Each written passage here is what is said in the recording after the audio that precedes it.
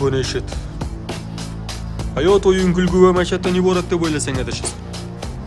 To'g'ri yo'l faqat botqoqlik va so'qmoqliklardan iborat. Sen qachonki so'qmoqlar va botqoqliklardan o'tsa olsangina, qiyinchiliklarni yenga olsangina, to'g'ri yo'ldan ketayotgan bo'lasan. Vijdonan astoydil nafsingga qarshi kurasha olsangina, to'g'ri yo'ldan yurayotgan bo'lasan. Shunday ekan unutma, qiyinchiliklarga qarshi tur.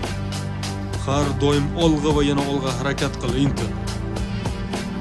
Faqatgina yaratgan Allohimdan so'ra. Bandasiga esa muhtoj qilmas.